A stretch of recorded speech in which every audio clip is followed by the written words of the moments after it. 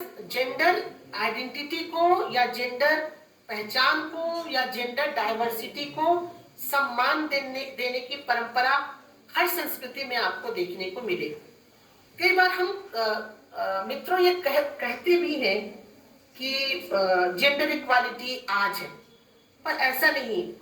Gender equality और gender के प्रति जो समानता है, इसका जो लड़ाई है, इसका जो एक्टिविज्म है, इसका जो विचार है, तब से शुरू था जब से सभ्यता का विकास हुआ।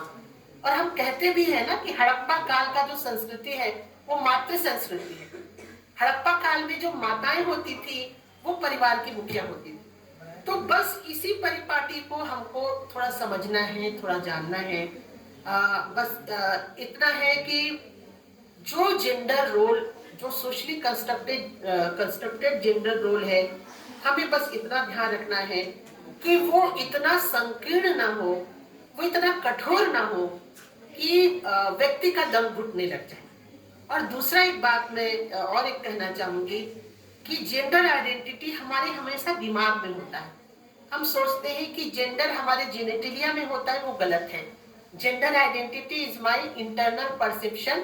जो मैं सोचती हूँ, जो मैं महसूस करती हूँ, वो मेरा जेंडर आइडेंटिटी है, और उसी के अकॉर्डिंग मुझको जीवन जीने का अधिकार मुझको मिलना चाहिए।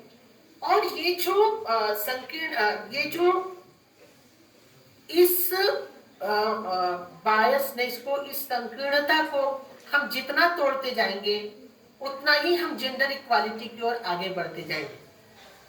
हमारे देश में एक बहुत प्रसिद्ध कवि थे जिनको भारत का पहला नोबेल प्राइज मिला था, गुरु रविंद्रनाथ टैगोर जी। उनको जब पूछा गया कि भगवान आपके पास आएंगे तो आप कौन सी प्रार्थना करेंगे, तो रविंद्रनाथ ठाकुर जी उस कविता में लिखते हैं, कविता के केवल भाव को मैं कहना चाहूंगी कि गुरुदेव रविंद्रनाथ ठाकुर कहते हैं कि यदि कभी ईश्वर मेरे सामने आए और मुझे कोई वरदान मांगना हो, तो मैं उनसे धन नहीं मांगूंगा, यश नहीं मांगूंगा, मान नहीं मांगूंगा, मैं एक ही वरदान मांगूंगा। और वो क्या था?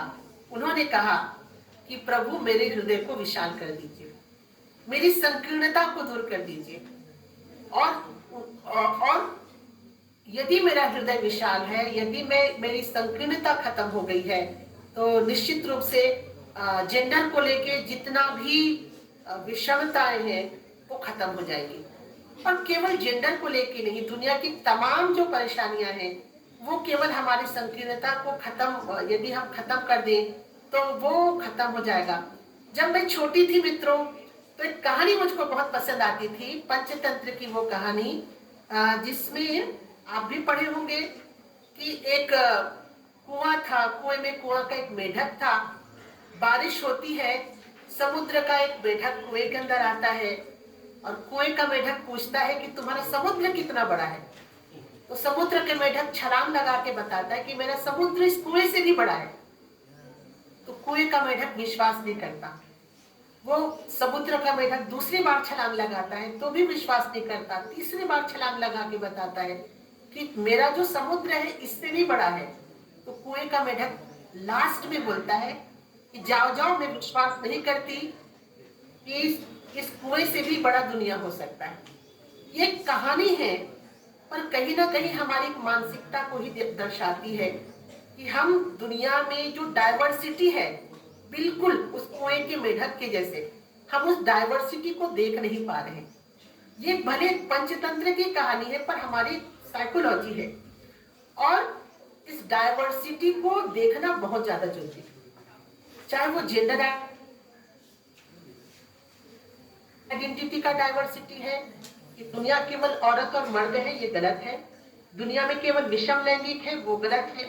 तो इस जेंडर डाइवर्सिटी को समझना बहुत ज्यादा जरूरी है। और मुझे लगता है कि जिस दिन हम इस जेंडर डाइवर्सिटी को समझने लगेंगे, इस जेंडर डाइवर्सिटी को एक्सेप्ट करने लगेंगे, तो शायद जेंडर से रिलेटेड जो भी परेशानियां हैं वो खत्म हो जाएंगी।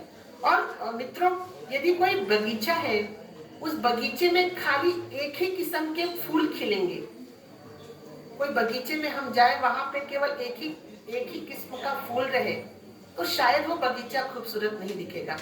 बगीचे की खूबसूरती यही है कि वहां पे तरह तरह के फूल खिले, तरह तरह के खुशबू हमको मिले, वही बगीचे की खूबसूरती है।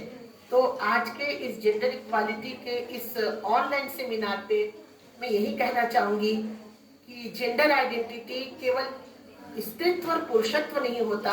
स्त्रीत्व और पुरुषत्व के बीच में मल्टीपल जेंडर आइडेंटिटी होते हैं। उसी तरीके से हमारा जो सेक्सुअल आइडेंटिटी है, केवल विषम लैंगिकता या हेटेरोसेक्सुअलिटी नहीं होती। हमारी सेक्सुअलिटी भी अलग अलग तरीके का हो सकता है। बस इस डाइवर्सिटी को हमको रिस्पेक्ट देना है, और इस डाइवर्सिटी को मेंटेन करने के लिए, इस डाइवर्सिटी को रिस्पेक्ट लाने के लिए एक सामाजिक व्यवस्था हमको अपने भारत में बना के रखना है। मित्रों, कानून तो आते हैं, कानून तो लिखे जाते हैं, कानून का इम्प्लीमेंट, बहुत सारे जेंडर से रिलेटेड बहुत सारे कानून बने हैं, पर मुझे लगता है कि जेंडर विषमता को या जेंडर के कारण जो विषमताएं हैं आई हैं उसको खत्म करने का केवल एक ही तरीका है कि हम उस जेंडर आइडेंटिटी को समझें, उस जेंडर डाइवर्सिटी को रिस्पेक्ट करें, सेक्सुअल डाइवर्सिटी को हम रिस्पेक्ट करें, और रिस्पेक्ट करने के साथ साथ समाज में वो स्थापित हो, मतलब समाज के जो स्ट्रक्चर है वो भी उसको स्वीकार कर पाए। इस तरीके की व्यवस्था हमको खत्म करना पड़ेगा। और आपने मुझे बहुत शांति से सुना, इसके लिए बहुत बहुत मैं धन्यवाद देती हूँ, और आशा करती हूँ, माफ़ी चाहती हूँ कि मैं बहुत सुंदर एक प्रेजेंटेशन बना के रखी थी, पर टेक्निकल